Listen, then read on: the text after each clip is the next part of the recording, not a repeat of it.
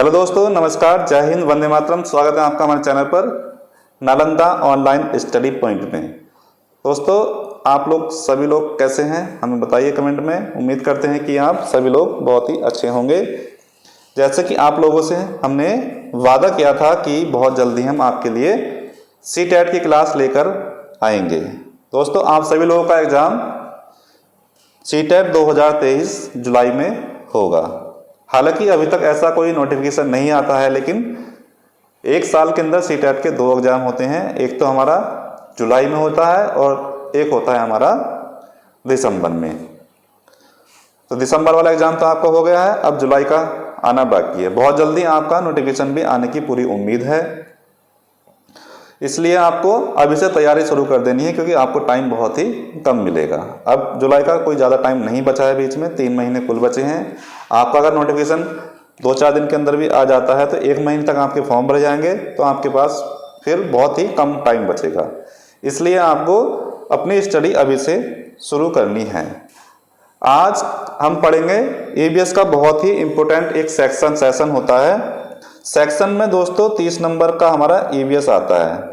क्या आता है हमारा? 30 नंबर का EVS की जो हमारा आती है, 30 नंबर की हमारी क्लास होती है EVS की, जिसमें दोस्तों 15 नंबर की तो हमारा पर्यावरण से संबंधित ही पूछा जाता है, और 15 नंबर जो आती है हमारी वो आती है पेडागोजी। क्या आती है हमारी? पेडागोजी।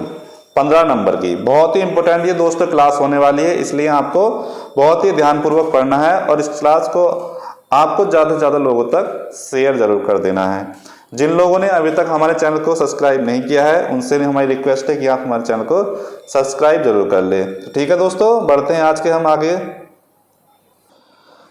की ओर। पर्यावरण अध्ययन इन्वायरमेंटल स्टडीज क्लास नंबर 1 है और चैप्टर नंबर 1 आज हम पढ़ने जा रहे हैं। अध्याय 1 चैप्टर का जो दोस्तों नाम है डाल डाल पर ताल ताल पर। यह क्वेश्चन भी एग्जाम के अंदर कभी कभी पूछ लिया जाता है कि डाल डाल पर ताल ताल पर कौन सी क्लास का चैप्टर है, या फिर आपसे यह पूछ लिया जाता है कि क्लास 3rd का पहले चैप्टर का नाम क्या है। तो ये बात आपको ध्यान में रखनी है। पार्ट 1 अध्याय 1 का जो नाम है क्लास 3rd का, उसका नाम है डाल डाल पर ताल ताल पर। ठीक है, ये बात यहां तक आपको समझ में आ गई है? क्या नाम है? डाल डाल पर ताल ताल पर।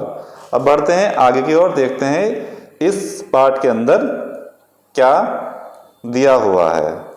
ये रहा आपके सामने। इस पार्ट में पूनम नाम की लड़की है। किस नाम की लड़की है? पूनम नाम की, जो 2-3 दिन से बुखार से पीड़ित है। बुखार के कारण घर में 2-3 दिन बैठे बैठे वह बोर होने लगी थी।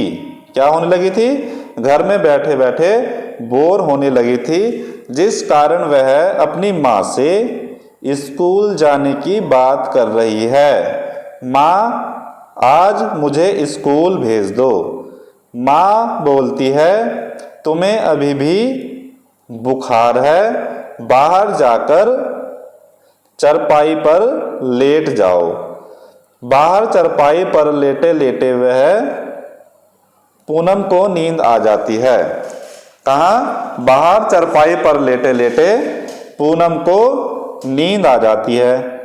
यहां तक आपको समझ में आ गया है? अब बढ़ते हैं थोड़ा आगे की ओर। आगे दिया है पक्षी की शरारत। कुछ समय पश्चात अचानक वह महसूस करती है कि उसके चेहरे पर कुछ गिरा है। वह हड़बड़ाहट में उठती है। गाल पर हाथ फेरते ही वह समझ जाती है कि यह शरारत किसकी है। पूनम बोलती है, जरूर यह शरारत कौवे की होगी। ऊपर देखने पर पूनम को पेड़ पर चिड़िया, तोता, कोयल, कबूतर, तितली, कौवा, गिलहरी और बंदर आदि जानवर व पक्षी दिखाई देते हैं। देखो, मैं आपको दिखा भी देता हूं पेड़ पर कौन कौन से पक्षी और जानवर बैठे हैं। ये रहा आपके सामने, देखो इस चित्र में देखिए आपको कि पेड़ पर कौन कौन से पक्षी और जानवर आपको दिखाई दे रहे हैं। देखो ये रहा हमारा कबूतर,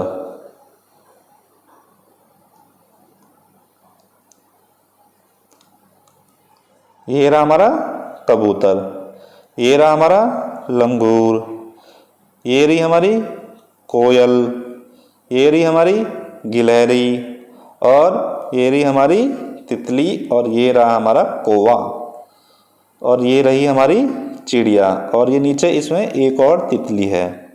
ठीक है दोस्तों, इन जानवरों और पक्षियों से संबंधित सीटेट के अंदर बहुत सारे सवाल पूछे जाते हैं, इसलिए आपको इन चीज़ों का ध्यान रखकर चलना है। लंगूर से संबंधित क्वेश्चन आता है, कौवे से संबंधित भी क्वेश्चन आता है, ठीक है, और हमारे कोयल से संबंधित भी क्वेश्चन आता है।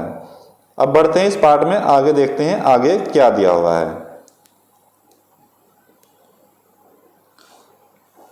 ये रहा आगे इस पार्ट के अंदर जो दिया हुआ है। कुछ चींटियां पेड़ की टहनी पर एक कतार से ऊपर जा रही थी। पूरे पेड़ पर सभी जानवरों और पक्षियों की आवाज सुनी जा रही थी। उनकी आवाज से यह साफ था कि सभी पक्षी अपनी अपनी आवाज निकालने में महारत हासिल किए हुए हैं। क्या किए हुए हैं? आवाज निकालने में महारत हासिल किए हुए हैं। आगे देखते हैं आगे क्या दिया हुआ है। आगे दिया हुआ है तालाब का दृश्य। पूनम ने जमीन से एक पत्ता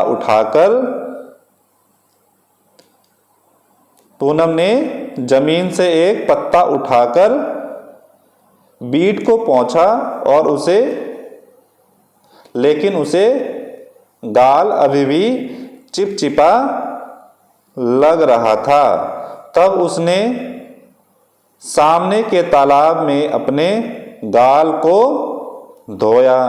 तालाब के पास भी उसने अनेक जानवरों और पक्षियों को देखा। तालाब पर भी काफी चहचहाट थी। तालाब के पास बकरी घास खा रही थी। तालाब के अंदर भैंस नहा रही थी और मेंढक तालाब में उछल कूद का खेल कर रहे थे। कछुआ किनारे पर धूप के मजे ले रहा था। बगुला मछली की खोज में लगा हुआ था। कुछ पक्षी भैंस की सवारी कर रहे थे। सब जानवर और पक्षी तालाब का पूरा आनंद ले रहे थे। सभी जानवर और पक्षी अपनी अपनी परछाई को तालाब में देख रहे थे। अब देखते हैं एक बार 10 से इनका, ये सारे के सारे पक्षी कहाँ हैं। ये रहे सारे के सारे पक्षी। देखिए ये रही बकरी घास चल रही है। ये रहा हमारा कछुआ यहाँ पर धूप के मजे ले रहा है। ये रही पूनम देवी अपने हाथ धुल रही हैं। और ये रहा हमारा बगुला हमारी मछली की तलाश कर रहा है। और ये रही हमारी बफेलो भैंस, जो कि कुछ पक्षियों को सवारी करा रही है या कुछ पक्षी भैंस की सवारी कर रहे हैं। और ये रहा हमारा मेंढक, ये रही हमारी शायद मछली है ये वाली। ठीक है, ये सब चीज़ें आपको दिखाई दे गई हैं। अब बढ़ते हैं इसमें आगे की ओर। आगे देखते हैं इस पार्ट के अंदर कुछ और भी बचा है या नहीं बचा है। हाँ, अब इसमें बचा है अवलोकन के अनुसार। ये दोस्तों बहुत ही अच्छी चीज़ें मैं आपको बताने जा रहा हूँ, इनको आपको माइंड में अपने जरूर सेव करना है। देखो इसमें दिया हुआ है उड़ते हैं। जो उड़ते हैं ना पक्षी हमारे, उनके वो कौन कौन से होते हैं। एक तो हमारी तितली उड़ती है, एक हमारा तोता उड़ता है और एक हमारा मैना उड़ता है। लेकिन ऐसा नहीं है कि हाँ इन तीनों के अलावा भी वो और कोई पक्षी नहीं उड़ता है, और भी बहुत सारे पक्षी हैं। इस पार्ट के अनुसार हम बात कर रहे हैं कि उड़ने वाले पक्षी कौन कौन से होते हैं। तितली होती है, तोता होता है, मैना होता है, कौवा भी होता है, कबूतर भी होता है और जी हमारी और भी बहुत सारे पक्षी हैं जो हमारे उड़ते हैं। अब ये है रेंगते हुए, जो रेंग कर चलते हैं उन पक्षियों के नाम, सांप, छिपकली, गिरगिट। आगे बढ़ते हैं, आगे दिया हुआ है जो चलते हैं, बकरी चलती है, गाय चलती है, घोड़ा चलते हैं, और भी बहुत सारे जानवर जो हैं चलते हैं, भैंस चलती है, बैल चलता है। फुदकते हैं वो कौन कौन से हैं? मेंढक फुदक कर चलता है, खरगोश फुदक कर चलता है, जो टिड्ढा होता है वो भी फुदक कर चलता है, ये भी आपको ध्यान में रखना है। आगे देखते हैं, आगे क्या है? पंख वाले पक्षी दोस्तों कौन कौन से होते हैं? मैना पंख से उड़ती है, कौवा हमारे पंख से उड़ती है, गौरैया हमारे पंख से उड़ती है, चिड़िया भी हमारे पंख से उड़ती है, ठीक है, कोयल भी हमारे पंख से उड़ती है, बहुत सारे और पक्षी हैं जो हमारे पंख से उड़ते हैं। पैर वाले जो पैर से चलते हैं, शेर जो है, हाथी और बैल, ये तीनों हमारे पैर से चलते हैं। पूंछ वाले जिनकी पूंछ होती है, कुत्ते की पूंछ होती है, बिल्ली की पूंछ होती है, भैंस की भी पूंछ होती है। ये बात सब आपको दोस्तों ध्यान में रखनी है। जिन लोगों ने अभी तक चैनल को सब्सक्राइब नहीं किया है और इस वीडियो को आपने अगर अभी तक लाइक और शेयर नहीं किया है, तो आपसे मेरी रिक्वेस्ट है कि आप हमारी इस वीडियो को ज़्यादा से ज़्यादा लाइक और शेयर कर दीजिए। सीटेट की दृष्टि से बहुत ही इम्पोर्टेंट ये टॉपिक है। आप अगर प्रीवियस ईयर के एग्जाम उठाकर देखें क्वेश्चन, उनके अंदर आपको इस चैप्टर से संबंधित ही एक क्वेश्चन आपको जरूर ही मिलने वाला है। इस पूरे क्लास में हमने आज चैप्टर नंबर 1 पढ़ा है। इस चैप्टर से संबंधित बस इतना ही आता है जो मैंने आपको पढ़ाया है, इससे बाहर आज तक कभी कुछ नहीं आया है। एनसीईआरटी का सिलेबस बहुत ही सिलेक्टेड है और कभी भी उससे बाहर कोई क्वेश्चन नहीं आता है। आज हमने इस चैप्टर को कंप्लीट कर लिया है, इसके बारे में हम कुछ क्वेश्चन आप ही लेकर आएंगे, उससे फिर आपकी और बेहतर तैयारी हो जाएगी। आपने क्वेश्चन कैसे कैसे आता है ये भी आपको पता लग जाएगा। उम्मीद करते हैं आपको हमारी ये क्लास पसंद आई होगी। मिलते हैं हम आपसे नेक्स्ट क्लास में, तब तक के लिए सभी अपना ध्यान रखिए। जय हिंद, वंदे मातरम।